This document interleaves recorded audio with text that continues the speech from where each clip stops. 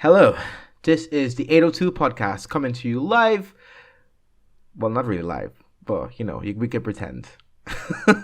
It's coming to you, so it's coming to you. It's coming. Whether it's on a Wednesday, a Thursday, a Friday, no matter what day it listens to, you're gonna get it because we like to give you what you want. However, even though this is directly from the coach, directly from London to Liverpool or vice versa, we're going to take it abroad for a special episode.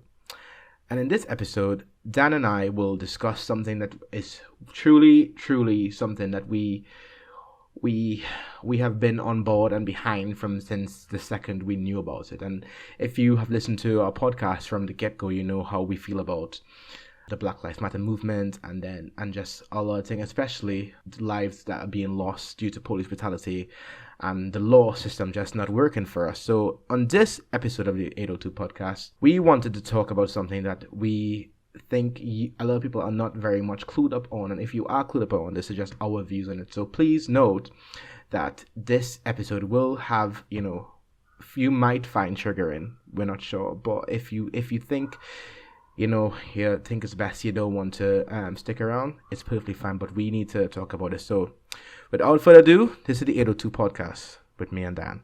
Hi, how are you? Hi, guys. Yeah, like Nick said, in advance, not sure how fun this episode's going to be.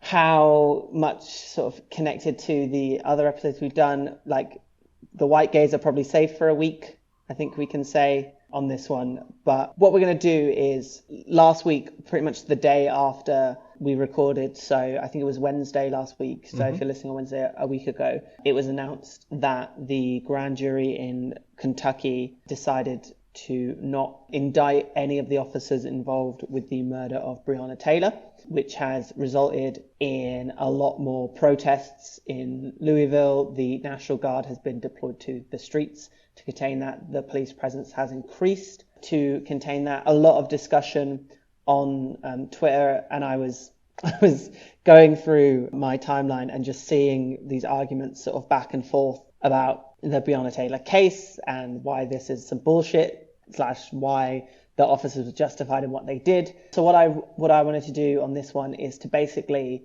give you, as best as I can, a summary of what happened on 13th of March, so that for those listening, we can go into these arguments informed with an understanding of what the story is and not just of sort of what we've heard and what we've seen around and all the things that racists have been shouting.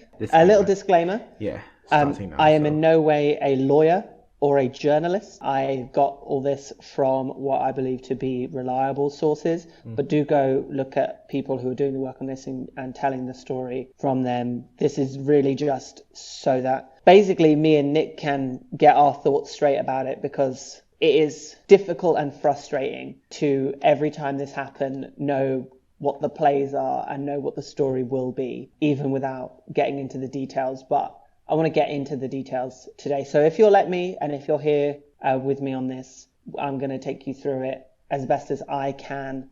Do look into it as well yourselves. And if it's possible, in whatever way that you can, show up for Breonna Taylor and her life, show up for her family, show up for Black lives in general, and in whatever way you can, make a stand against police brutality and the systems that support them, that refuse to bring any form of justice to them, that make sure that grieving Black families have to grieve for as long as possible and will never receive the justice that they deserve because the person who murdered their child or their husband or their wife or their cousin or their friend or somebody that they knew down the street is wearing a badge. So yeah, I'm going to get into it. Nick, I know you'll have thoughts and feelings, yes. And please at any time just jump in. I know. So Dan, I want you to feel everything you need to feel, because I know this is going to be both uncomfortable but also therapeutic, because I know whenever we discuss our views, it's very uncomfortable.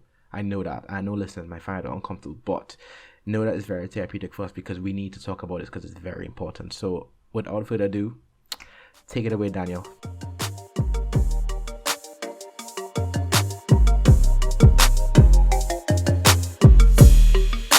So my sources for this, I got information from articles by Tessa Duvall in the Courier Journal, Richard A. Opple Jr., Derek Bryson Taylor, and Nicholas Bogle-Burrow from the New York Times, a website called US Concealed Carry, which I do not recommend anybody go on unless you are an actual gun nut. I just needed some information about gun laws, and I feel like they were the people who knew them. Monica Steyer from criminaldefenselawyer.com, and Blaine Alexander, who's an NBC News correspondent. So this is, as well as I can do it, the story of Breonna Taylor, who was shot and killed in her house on the 13th of March at 12:40 a.m. in the morning. Breonna was 26 years old. She was a black woman, an ER technician working in 2 area hospitals by the time that she died. Breonna was shot and killed by 3 police officers, Brett Hankinson, Jonathan Mattingly, and Miles Cosgrove. Yes, they are all white. Yes, they are all men. Yes, they are all cops. I'm going to start with the warrant. So the police department in the county obtained a warrant, a no-knock search warrant for Taylor's apartment, which was approved by Judge Mary Shaw. The order of the warrant was changed before they executed it to be a knock and announce warrant.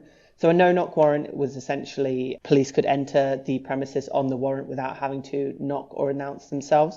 Basically, they can do a surprise raid. They were created because the fear was that if police announce themselves, that gives potential suspects time to hide contraband or whatever they're looking for, to flee the premises, all of that. So they obtained a no-knock search warrant for her apartment, which was approved by the judge alongside 4 other warrants in a narcotics case. So they were looking for drugs. It was changed to knock and announce. Knock and announce means that police are legally required to knock on the door and announce that they are police. Brings us to the first question that people are arguing about. Did they announce themselves? So the prosecutors are saying yes, the police announced themselves. They let it know to the occupants of the house that they said they were police. However, attorneys for the family have neighbours that say that they did not hear them announce themselves. We'll get into that a little bit more. Basically, what you should know from this is that no-knock warrants are now banned in Louisville as of June the 11th. So obviously there was a problem with no-knock warrants, and it doesn't make any sense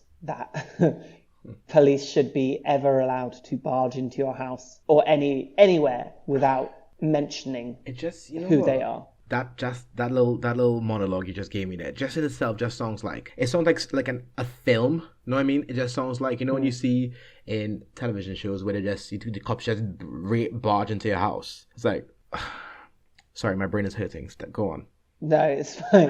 What I'm doing here is I've seen the questions that people are asking on Twitter, and I'm trying to find the answers for it. So a big one is arguing about was, did they announce themselves? To which at the moment we are unsure. There are conflicting reports of whether they announced themselves or not. But what we do know is that Kenneth Walker, who was Breonna's boyfriend, who was in the apartment at that time, didn't hear them. He is committed to saying that he did not hear them say that they were police, which I'll follow up with a little bit later. The second question or thing that I'm seeing flying around is that they were at the wrong apartment, and that they had already caught the guy that they were looking for. So the police had gone on the warrant. Breonna Taylor is listed on the warrant as the name and the address and a person of interest. They are also have 2 men listed on the warrant, a man called Jamarcus Glover and a man called Adrian Walker, who is not Kenneth Walker. Kenneth Walker is the boyfriend. Adrian Walker is the man who is listed on the warrant. They're not related. They are basically looking for a man called Jamarcus Glover. Now, they've gone to Breonna Taylor's house because Jamarcus Glover has listed that address as like a postal address for him, so he could be found there. Even though there's no evidence that he lives there. He lives at an address down the road. The police knew that because they had a warrant for that address as well. Mm-hmm. So why they thought they needed to go to Breonna Taylor's house at all, because he had post delivered there. He says he had post delivered there because it was usually like shoes and clothes, and he was concerned if he got them delivered to where he was living, they would be stolen. So I don't know who he was living with. Mm-hmm. So Breonna Taylor's address is listed because some shoes and some clothes. I'm not going to say allegedly, by the way, for these things. I said I'm not a journalist. I have, my career is not on stake here if I don't say allegedly. So if you feel like you need to hear the word allegedly in some of these places, just throw it in yourself. Just pretend I said it. I'm just going to say what I've written down because here. We are too poor to be sued. Yeah. Yeah, I mean, you can try and sue me. Yeah, but we're Would just... you want the cat? You can take the cat. No! No, they can't You take take the your cat. dignity. What you have You left. can have everything else, but the cat stays. So the police are at Breonna Taylor's apartment. The question is, were they at the right apartment? So yes, Breonna Taylor's apartment, her name, her birthday, and her social security number are all listed on the warrant, which means that the warrant that they had was for that address. But they were looking for Jamarcus Glover and Andrea Walker, neither of whom are listed at that address. Glover was at a different address and had already been in custody by the time they execute the warrant at Breonna's home. So this is, we're not at the shooting yet. We're not at the moment, but this is the first moment where you look at this. Beyond like no knock warrants and the type of warrant they got, and that's like the state's fuck up for letting that be a thing. This is where the police, you already look at it and like you are already trying to cover your tracks. So the police have to fill out an incident report for each of the warrants that they execute. In the warrant for when at the address where they got Jamarcus Glover, they had listed the time that they execute that warrant as just after midnight. Just after midnight. Breonna Taylor is shot at 12:40 a.m. Okay, so there are 40 minutes in between Jamarcus being captured. Down the road, by the way, he's not miles away. He's not in a different town. It's the same operation. These police are in contact with each other down the road. They then later, faintly, as to make it look like, and this is literally what it says in the article, as to make it look like it had been written originally, they updated the time on that report to say 12:40 to make it seem like they were taking place at the same time. Now, what that doesn't tell us is that these three officers knew that Jamarcus Glover had already been arrested and was in custody. Correct. But what that does tell us is that somebody within this police department decided to change the time to make it look like these two things happened at the same time. Which, isn't that a crime in itself? I mean, it's forgery, right? If it's not a crime, it should be. Yeah, because that's definitely forgery, 100%. I assume it is. Yeah. Do you know what? I'll assume it's a crime, Yeah. but also I have absolutely no faith in the people who are there to punish crimes or to enforce the laws. I have no faith in them. So even if it is a crime, I don't think anything would ever happen. But what we know is that times were changed on this report to make it seem like they hadn't already got Jamarcus Glover in custody, which would have lessened the requirement to enter Breonna Taylor's house. Correct. And would have lessened the requirement to enter Breonna Taylor's house on a no-knock warrant or a knock-and-announce warrant because they already had the person that they were actually looking for. They weren't looking for Breonna Taylor. She wasn't accused of a crime. There was no intent to charge her with any crime. They were just going in to see what they could find in order to be able to arrest Jamarcus Glover and Adrian Walker, both of whom were not at the address. Based on statements from Mattingly, who's one of the policemen, so I said it doesn't prove that they knew that they'd already got Jamarcus Glover, but based on the statements from Mattingly, one of the policemen, they knew that he was not at Taylor's house at the time. So they knew he wasn't there. So this is the information they're going into this house with. It's 12:40 in the morning. The person they're looking for has already been put in custody, as far as we know, as far as the evidence will tell us. So let's go into the house. This is the story according to Kenneth Walker, who's Breonna Taylor's boyfriend. He and Breonna were in bed watching a movie when there was a loud bang at the door. They shouted, "Who is it?" Received no response. So Breonna shouted again, "Who is it?" Again, no response. Walker, who then grabbed his gun, which was registered to him. He grabs his gun. They walk towards the door. He says it comes off its hinges. So he fires one shot, unable to see who he's shooting at. 20 shots are then replied back from whoever came into the door, hitting Breonna multiple times and killing her. Breonna was hit 5 times. She was shot 5 times, with one being the lethal shot. Brett Hankinson, one of the police officers, shot 10 rounds blindly into the apartment. 3 of which didn't go into the apartment. 2 went through a screen door, 1 went through a window, which I will get back to. Breonna was shot 5 times. As she laid there, she coughed and struggled to breathe. So an ambulance that had been waiting outside before the raid happened had been told about an hour ago to leave, which is counter to standard practice. Apparently you should always have an ambulance waiting if you're going to conduct a raid in case anyone gets hurt. In case anyone gets hurt, not just in case officers get hurt. Officers called the ambulance back to the scene to tend to Officer Mattingly, who had been shot once in the thigh, not to Breonna. The emergency services only learned about her condition at 12:47, about 5 minutes after the shooting, in the 911 call that Kenneth Walker made to get an ambulance for Breonna, who is lying on the ground, shot 5 times. He says, "I don't know what happened. Someone kicked in the door and shot my girlfriend." He very clearly said, "Someone kicked in the door and shot my girlfriend." He didn't say, "Police kicked in my door and shot my girlfriend." He says, "I don't know what happened. Someone kicked in the door and shot my girlfriend." Breonna, it is basically decided that Breonna Taylor probably died 1 minute after she was shot, so sometime between 12:42 and 12:43 a.m. in the morning, and there was no hope of resuscitating Breonna Taylor on the 13th of March 2020. I am just like, you know what? Because I've heard this story so many times and I've read the news, and every single time I hear it, I literally feel like I've lost someone, right? Like my sister. That's how it feels like. It feels like I've lost a sister, a best friend, an aunt, a family member. And this is how it feels. It feels like that time. every single time. It felt like that with every black person who I have seen in the news from since I know about the Black Lives Matter and all this, every single person I have seen who have died, it always feels like we lose someone who we physically know. It's because a lot of people don't understand this. When you are a black person or a person of color, for example, me and Dan, like I could walk into her and be like, oh, another mixed race black boy. Ooh. But in my head, I'm like, hey girl, I see you. Like there is a level of loyalty. You might know someone, but you could feel the love. Be like, hey, I see you. I respect you. We're family. I'm sure Dan, you could explain this as well. It's a love that you don't. It's something you grew up knowing. Yeah. So when things like this happen, you literally feel like it's someone you know, because that could have been Dan, it could have been me, it could have been any of my black brothers and sisters. Or if even if you don't like wanna feel uncomfortable, it could have been you.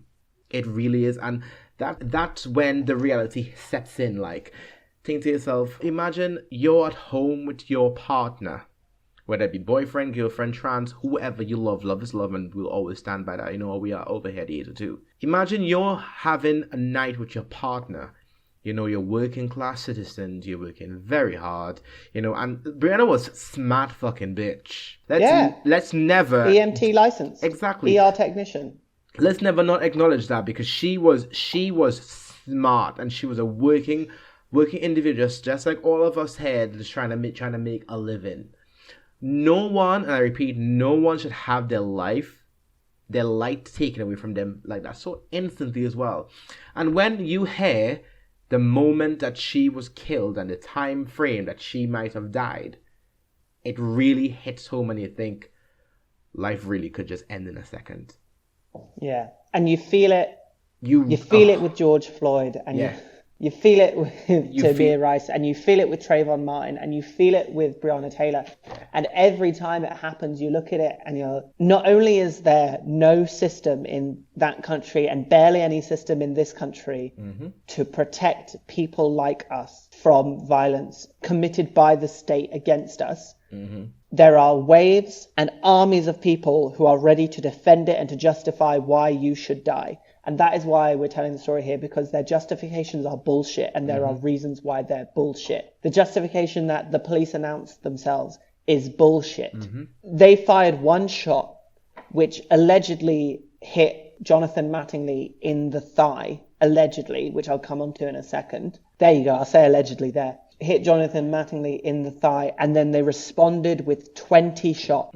20 times the amount of shots that they received. Talking about Trayvon Martin, I did some Googling, because if you remember in the Trayvon Martin case, because it was in a stand your ground state, George Zimmerman got away with literally stalking and murdering a man. So I searched, is Kentucky a stand your ground state? Kentucky is a castle doctrine state and has stand your ground laws. That means if somebody intrudes into your property, or you feel like you are acting in self-defense, you have the right to use force against them. You have the right to use force against them. The police, in order to get access to this apartment, used a battering ram, which would create a lot of noise, probably startling the people inside, make them think that there is somebody trying to get into this house. There are intruders in the house. If you do not announce yourselves as the police, and you do not announce yourselves as the police at a volume that the people inside can hear, and can make sure that they are aware that this is police coming in, then there is the reason why I do not believe that they knocked and announced themselves is because if you are two people in bed and somebody knocks at your door and says police, I know black people's relationship with the police, but I also know our ability to preserve ourselves and to make smart decisions. Exactly. These two people would have just opened the door. Come on, Danielle. Come on. They used a battering ram. The other justification that people use to say that Breonna Taylor somehow deserved to die in this scenario was that Breonna Taylor was living with a drug dealer. So, Breonna Taylor lived with two people, Janiyah Taylor and her boyfriend Kenneth Walker. These are the two people who lived at this address with Breonna Taylor. Are there either of those drug dealers? There is no evidence that says Breonna Taylor, her sister Janiyah Taylor, or her boyfriend Kenneth Walker were involved in drug dealing. Not one of them has a prior charge for drug dealing. Kenneth Walker and Janiyah Taylor were not named on the warrant. Breonna Taylor did not live with a drug dealer. There were no drugs found in the apartment either. There were no drugs in the apartment. Breonna Taylor did not live with a drug dealer. The person who you are looking for on drugs charges, Jamarcus Glover, lives at a different address. He potentially had drugs on him, I don't know. He did not live there, and you already had him in custody. Did Jamarcus Glover live at Breonna Taylor's apartment? No, he didn't. He occasionally had clothes and shoes sent there because he was concerned about them getting stolen at his other address. Is he telling the truth? I don't know. Does it sound reasonable? Yes. The Louisville Postal Inspector, Tony Gooden, concluded that suspicious mail, i.e. mail that could potentially contain drugs or money related to drug trafficking, was not being received at Breonna Taylor's home. She did not live with a drug dealer. As far as we know, there was no drug dealing that was happening at this address. But even if there was, I did a Google and I searched, is living with a drug dealer a death sentence? The answer is no. The answer is an easy no. The answer is a smooth and emphatic no. Living with a drug dealer is not a crime worthy of your death because it is not a crime. Because if it was a crime, a lot of people would have been in prison. Let's be real here. A lot of people would be in prison. So I looked it up. In Kentucky law, I wanted to know what is the harshest sentence a person convicted of dealing drugs, which Breonna Taylor was not, but let's just take this argument for what it is. What is the harshest sentence a person convicted of dealing drugs in Kentucky could receive? So this is according to criminaldefenselawyer.com and an article by Monica Steyer. A persistent felony offender in the first degree is a defendant who is older than 21 and has 2 or more previous felony convictions in any state where a felony incurs 1 year or more of prison time, and the defendant was older than 18 at the time of previous conviction. The defendant must have either completed the sentence for any of the previous felonies within 5 years prior to the date when the currently charged crime was committed, or have been on probation, parole, or in custody at the time of the currently charged crime. If the currently charged crime is a Class B felony, the applicable prison sentence increases to at least 20 (brackets) and up to 50 years. If the currently charged crime is a Class C or D felony, the applicable prison sentence increases to at least 10 and up to 20 years. The crime of dealing drugs in the state of Kentucky to the most punishable degree is to be a persistent felony offender on a Class B felony in the state of Kentucky, to which you can receive a maximum of 50 years in prison. At no point in Kentucky law right now can you receive a death sentence on the spot for dealing drugs.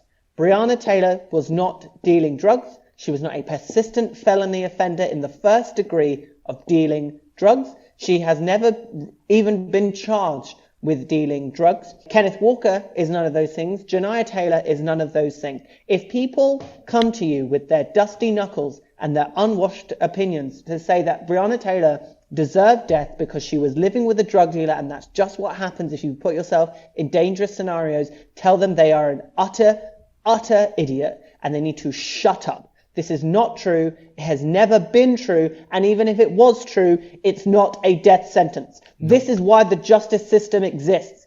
Police should not be turning up to your door and murdering you for something that you are not even suspected of doing. For somebody that doesn't live in your house, is suspected of doing and occasionally receives a package there. That is the suspect they have for this one, who potentially could face criminal charges if he is found guilty of drug dealing. Breonna Taylor was not. She was working in a hospital to support herself and her boyfriend. They were living a life. She had ambitions and goals, and she was murdered because a package might have come to her door once or twice because she knew a guy, maybe even used his girlfriend. That is why she was murdered. And then people say, well, okay, he shouldn't have shot at the police.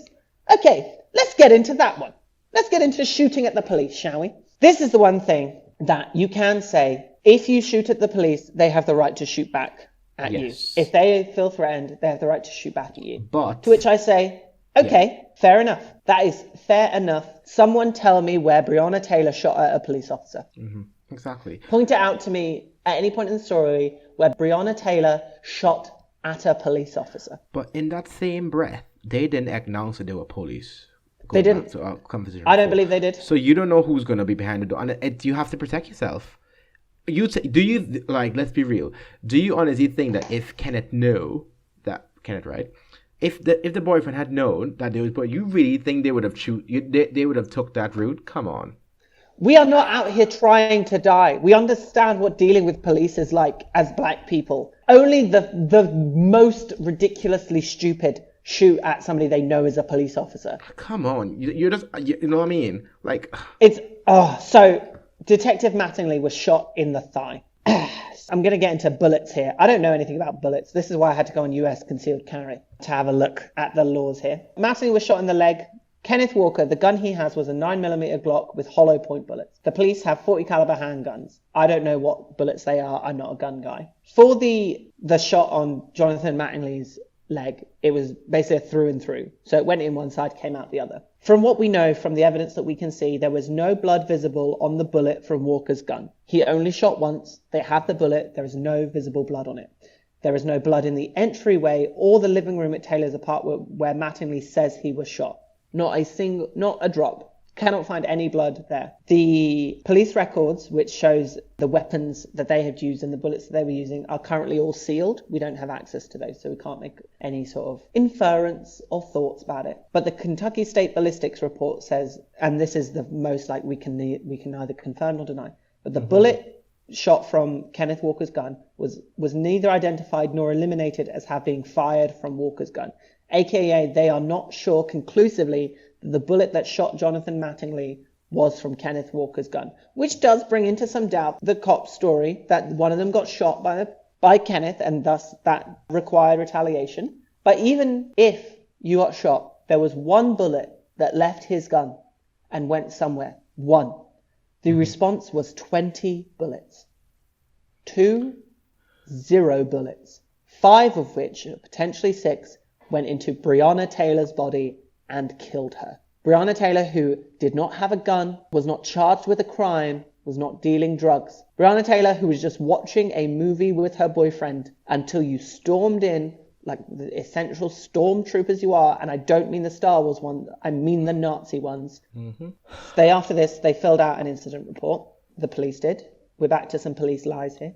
They said there were no injuries to Breonna Taylor.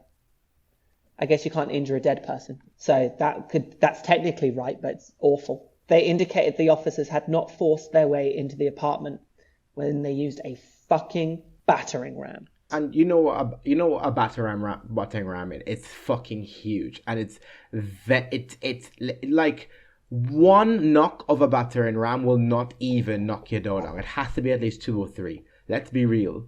Like if you hit a little Google search and look and see what it looks like, it's not a feather. This is loud. It's going to make noise. People are going to know that someone is trying to get in, whether it be the police or an intruder. You could see it on the door. They would have damaged the door. Why lie about that one little thing? We didn't force our way inside. Okay, they opened the door and then you decided to hit it with a battering ram. There's no body cam footage from the raid. No, none of the 3 officers had their body cams on them. And any of the officers that turned up at the scene, they did not release any of the body cam footage from those officers. Breonna Taylor died. from 5 shots from the police. And for months, people marched and screamed and wrote petitions and emailed and called, not even demanding, well, eventually demanding, but not at that moment demanding that people face time for this, but just that the system kicks into gear. Just that the system kicks into gear so that somebody could potentially face some consequences for taking someone's life. So eventually the case goes to a grand jury. This has been happening and the results came out last week. Not one officer, not Brett Hankinson, not Jonathan Mattingly, not Miles Cosgrove, has been indicted, which basically means charged with. So we're not even at getting prosecutions, handing out sentences. This is literally just, will you be charged? Will we bring a case to trial to see if you are responsible and guilty for this? Not even that. Not one of the 3 officers has been indicted with the murder of Breonna Taylor. Not one. Not one of the 3 officers has been indicted with manslaughter. Manslaughter leading to the death of Breonna Taylor. Not one of them has been held responsible for one of the 5 or 6 bullets that ended up in this woman's body. Not a single one of these officers is going to be held in any way responsible according to the Kentucky legal system and the US legal system in this case. Bullshit. Brett Hankinson, who was one who shot 10 times, and he's been fired from the police force. The chief said that his use of force was shocking and a disappointment to the police, even though it seems pretty on brand for them. Seems like he was doing what he was meant to do. He's been fired. Now, he was charged. He got a charge. He was charged with wanton endangerment for the 3 bullets, that 2 of whom which went through a screen door and 1 which went through a window, entering neighbours' properties and potentially causing damage to the neighbours. He was charged with wanton endangerment for the bullets that missed Breonna Taylor, and he will be charged with that, which doesn't mean he will be convicted. There is a charge of wanton endangerment for the bullets that missed Breonna Taylor, but for every bullet that killed her, for every bullet that ended up in the body, nobody is going to be held at all responsible. This is spiteful.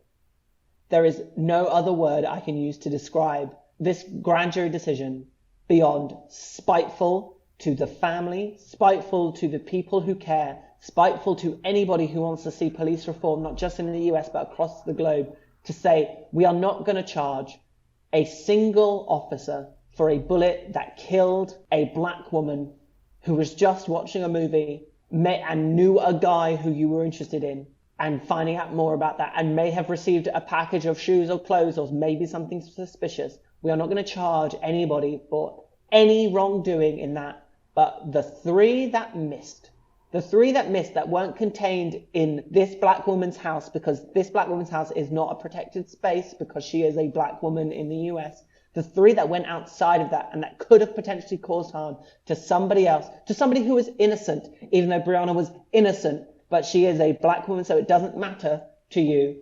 You can get a charge for those, the ones that missed. But next time you do it, you better make sure that every single bullet ends up in that body and you will get away scot-free. That is fucking spiteful. Mm-hmm. I was absolutely livid.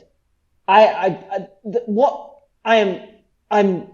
saddened because I'm not shocked, but I'm mad because this is so blatantly a spit in the face to people you share your country with, to people who are your neighbors, who are your friends, to people you've dated, to people who are around it, to everybody who cares about Black lives and Black lives getting the space to not be scared that they are going to be murdered by state-sanctioned stormtroopers. I don't know what else I can say. I can't even say it's unfair. Like, unfair is not the word to... do you know what it is, Dan? My problem is I have ran out of fucking words in the vocabulary because I am so upset. Let me tell you why. I usually don't get upset because I'm usually like, just, I listen and I understand. But this fucking bullshit is the level of fuckery I do not understand. People are losing their lives every motherfucking day just for being fucking black. And people, the states, the people in power that orange Yangatang. Oh, I don't even have it. That piece of shit that is in the fucking White House is watching people die every single day and not putting his foot down or even eradicating all this fucking... Oh. Breonna, I am so fucking sorry. I am so sorry. Like we can't do anything right now because we feel so powerless, but we will keep on pressing forward because we know that if it was us in the hot seat and we were the ones that wasn't alive today, you would have been with us you would have been on the street for us as well. So you know what, baby girl, we are so sorry. This is not how you should have been treated. This is so unfair, unlawful, and wrong. This is not even just about black rights, it's about human rights. It's a fucking big deal. It's a big fucking deal because not only, yes, mistakes were made and people are acting in the heat of the moment, but there has to be consequences for the decisions that you made. And the decisions you made was to shoot 20 times into a house in response to one bullet that might have hit you, to not seek medical aid for somebody who had been shot, to have to leave that to the boyfriend to call 911 to do it, and then to use every single step in this to justify why this woman deserved to have her life ended on the 13th of March at 20 to 1 in the morning because the entire process is geared up to ensure that if a black person, and especially a black woman, dies by the hands of a police officer, that absolutely no one is ever held accountable, because for some reason we can't have improvement. We can't have progress. We can't have the system be fairer for everybody, which makes the system fairer for everybody. Every time the system is improved for black people and black women, it makes the system better for everybody. But you can't have that because you are addicted to power. You are addicted to feeling like you are strong and we are weak and you are still in control, and that every black person is subservient to you because you are born into this white skin and it means something to you. And it means that you are powerful and that you don't have to look at your life and the choices you made and realize that you are shit and you are nothing, and that badge means nothing, and you are not powerful. Nobody supports you, and those who do need to look at themselves and think, why am I supporting somebody who would murder somebody I know, and murder my neighbor, and murder my family, and get away with it? Why am I supporting them? Why am I not holding them accountable so that the entire system for everybody can be better and everybody can be safer? And if you needed a signal that the entire system is fucked up, the Attorney General of Kentucky is a man called Daniel Cameron, who I am sure has at some point sucked Mitch McConnell's dick. Of course, 100%. He only ever recommended the charge of wanton endangerment to the grand jury, which means at no point were the grand jury ever even considering charges for Breonna Taylor's death, which means they didn't even get to decide if any of these officers were culpable for that death. They then misrepresented that to say that because the jury didn't find that nobody is culpable. That's the conclusion that the jury came to, even though they were never even given the choice. Apparently that the evidence supported that the cops were justified in firing 20 rounds, 2-0 in response to 1, 5 of whom killed someone who was not accused of any single crime. This is the system that's meant to get justice for the family members who have lost their daughter. I will always remember watching her mother get interviewed and her crying because they did not tell her that her daughter had died before asking questions about it. They had not let her know that Breonna Taylor was died before asking her questions about the situation and trying to get some sort of statement out of her. This system needs to go as fast and as quickly as possible. This year has been a moment for me where I have fully come to the realization that in the US and also over here, the system is fully, at every step, surgically geared up to ensure that black people cannot get justice when they need it. And that even when they do, when they get the veneer of justice, they have to feel grateful for it, that the system finally did something for them. Because this Breonna Taylor, so cut and dry that even if you don't call it murder, you have to wrongful death or manslaughter or something that brings justice to the family, to just say, we understand that this was not meant to happen. This was not meant to happen. Your daughter was not meant to die. And we are sorry, there are issues that need to be solved. And yes, somebody will be held accountable because these officers were meant to be trained to respond with appropriate force. If anybody tells me that 20 bullets is an appropriate response to one bullet and 5 of them landing in an innocent woman's body and leaving her dead on the ground without any ambulance being called for her or any emergency service coming, except for when her boyfriend had to get out the shock of his girlfriend dying to call 911 to get an ambulance there, they can go, and I mean this with all of my heart and every fiber of me being, you can take yourself straight to the pits of hell and you can burn forever. There is no redeeming thought or action about a person who believes that is justified that will make them worthy of anything in my mind. I have nothing I can say about this case that will ever bring any peace or justice to the family of Breonna Taylor. But all I can say is if you are getting these dumb arguments back at you, this is what we know happened. She did not deserve to die, and she also does not deserve to have never, ever receive justice for it, because the system protects people who murder if they wear a badge. Fuck the system. Fuck them all. Every policeman, every policewoman, everybody who puts that badge on and supports that system, you're not going to change it from the inside. It's stronger than you. It's more powerful than you. You're not going to make it better. If you are a good cop, the only thing that's happening to you is you are being made a bad cop by participating in the system that protects and supports every single bad cop more than it supports a victim of murder by police. Quit your job. This is what I'm saying to you right now. Quit your job. Find something else to do. If you want to help people, if you want to make the world a better place, find a job that does that. Become a teacher, work in a kindergarten, train to be a nurse, hell, be a fucking security guard. Do anything that doesn't support the system that will continually and consciously murder black people and get away with it. Period. So this is just like my thoughts on something, because we're almost like at the end of the episode. This is just my thoughts, real quick. The system that the people that say sit in the grand jury and stuff. How do you actually sleep at night, knowing? Do you not see the protests in the streets? Do you not see the news? Do you not see people crying and feeling pain? Do you not see the tweets? Do you not see the newspaper? Do you not see anything? Do you not think to yourself at all for 1 minute? Yeah, okay, we really need to, sort this out.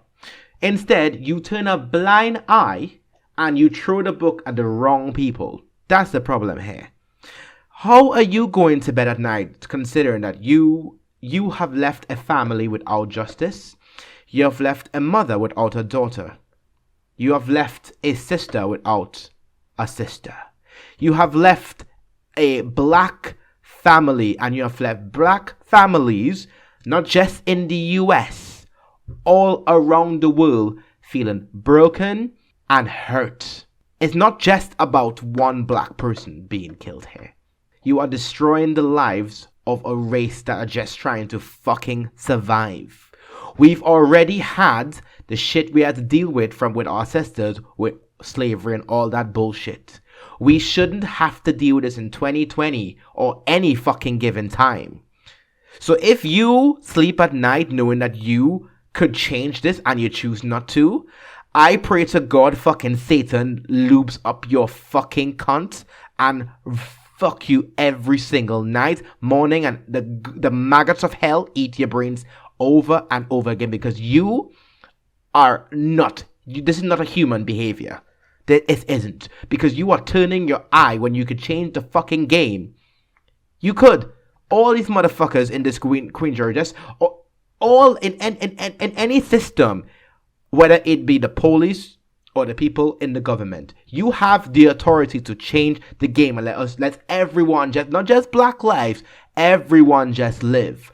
But until you cannot change the lives for black people to be better at just trying to survive and make money and enjoy things just like everyone else, we have a fucking problem.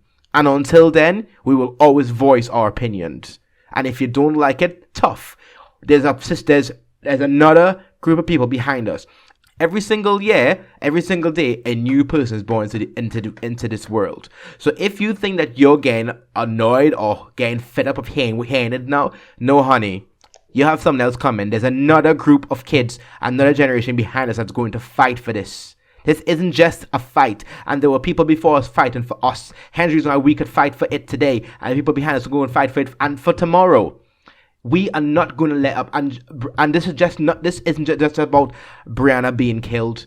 It's about people that are just trying to survive. Right now, it's prevalent because her life fucking mattered. Just like everyone else's, but because the system has played the fool with the justice when it came to her, how do you expect us as human beings to feel? We don't want to trust you. We don't want to wake up every day and be like, oh, if something happens to me, I could trust the people meant to serve and protect. Who the fuck are you protecting? Not me. Not you, Daniel. Who the fuck are they protecting? Themselves. So this is my take on this. We will always press on, and we will continue to press on. And the foot is on the gas. We're not stopping. So don't get comfortable because we're on your fucking back. And we're not accepting it. We're not accepting it for ourselves anymore. We're not accepting it for the people that look like us anymore. We've done that. We're not letting you get away with it without being hounded for the rest of your days until there is some semblance of justice in this. And I love when we say, oh, defund the police, that people are like, well, who are you going to call when you get in trouble? And they don't realize that, bitch, we weren't calling the police anyway. Yeah. Because especially in the US and even over here, calling the police for us, it's a dice roll. Yeah. I'm not going to be really... Can I share with you a quick something that I don't think a lot of people did? So I'm just going to share a quick story. Let me just show you that just because, we're on British soil, these things doesn't happen. A couple of years ago, my then ex-boyfriend and I had an argument, and he pushed me, right, into the door of our house. And I was like, what the fuck are you doing? And I started yelling at him. I was like, you're fucking everything. I was upset. Someone on that landing heard the commotion and called the police. And in that moment, when they came and they questioned, when we were having the conversation, whatever, Daniel told the police that he pushed me, right? Then the police said that they had a call that a black man that's all they know, a black man was having a domestic with his partner. What they didn't want to do, who did they take down to question at the police station? Not him, the white boyfriend. I did. Did I get charged? No. Did I get a caution? No. But I was questioned for 4 hours. Why? Because someone said or someone reported that we were arguing and we were fighting. Now, this was behind closed doors, but they knew that a black gay man and his white boyfriend lived in the house. So whoever it was, whether it be the neighbors to the left, neighbors to the right, they called the police and said they was having domestics. And instead of the police in London questioning him, they questioned him for 5 minutes. I had to go to the police station to be questioned. Why? How am I a threat when he's the one that pushed me? Catch my drift? And this is just a simple thing I'm trying to explain to people. Sometimes when you call the police, it's not always about the person in the situation being dealt with. It's the person of color who's going to get questioned first. And it doesn't matter how much you think you're helping. Just because you think, thing doesn't happen. Oh, it doesn't happen in Britain. Yeah, it doesn't happen in Britain to your knowing. It does happen. Just because it's not in your face doesn't mean it's not there. But it does. So wake up and realize it isn't just about just something abroad or across the water. It's a global pandemic in itself. And it's one that we've been living with for decades. Agreed. Absolute decades. So to close it off, rest in peace, Breonna. You didn't deserve this. You deserve to still be living, to do what we all do, to have arguments with your boyfriend over what you want to watch, to see and talk to your sister, to go to work and hate it some days and go to work and love it some days, but they robbed you of your life. So rest in peace. And to your family, I am so, so sorry that the system has done what the system is designed to do and has failed you again. And hopefully the efforts that are going towards this to make it right will come through, and that everybody who is getting in the way will be removed, and that you will get some semblance of justice. I'm sorry that you won't get your daughter back, but that is all we can hope for you and for everybody else who is in any way has any power over there to sort the system out. My ask for you is to burn the shit down and to build something better that works better for Black people, because like I always say, if it works better for Black people, it works better for everybody. Agreed. And yeah, that's the end of that. That's the end. This was, I guess you guys know who listen to us every week. You know, we always touch on topics that that are very important, and this is just something we had to do, and we know it wasn't comfortable. We know, but imagine how we feel. We know it's uncomfortable for you to listen to. We understand that, but it's also uncomfortable for us to live with. And if we don't share how we feel with you, we wouldn't be doing this podcast right. We started this, and we always said from the get-go, we said, Dan, Nick, the 802 is about a place that we talk about everything. And these issues are things we need to talk about because it matters to us, and it should matter to you as well. And we want to be on the right side of history. To know, and I know for a fact they know this might sound like, oh, you're just trying to be like a pioneer. No, we want the change, not just for us, for the generation behind us. We have brothers and sisters and young Breonna Taylor and young George Floyd behind us right now, playing in a park, playing on a basketball ground, watching TV, seeing this happen. How do you think they feel? Because I grew up hardly seeing Black people on the television screen. Now we have the younger generation seeing our brothers and sisters being killed. We're not winning. So, Breonna, I'm very sorry, but you know what? Where feet is on the gas, and we'll do our best to make sure that justice is served and make sure that change is prevalent. ASAP. Yeah. We hope you rest in peace. So, do what you can. Vote how you can. Sign a petition. Do what you need to do. Petitions.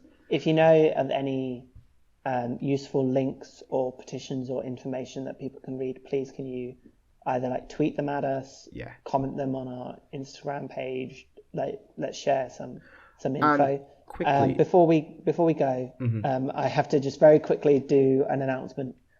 So last week I made a few mistakes and I'm correcting them. So I referred to Darkwa. We love Darkwa. They've been on the show.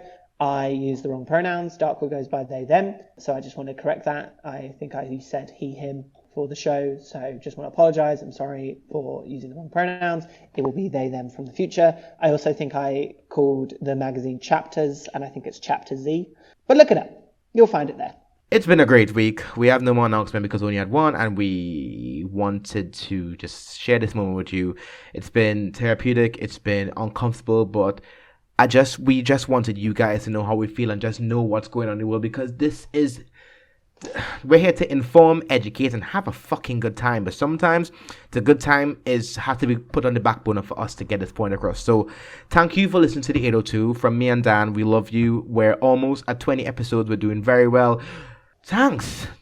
Just keep sharing. Guys. Just keep liking. Just hit Spotify. Hit Apple if it's there, because they're just that's another story. We'll talk about them eventually. Until then, me at nk.charles on Instagram and _NickCharles on Twitter, and you can find the 802 podcast on Twitter as well. And you can find Dan over at Dan James LDN on Instagram and Dan James LDN on Twitter. And until Friday, we have a great week, and we'll see you soon.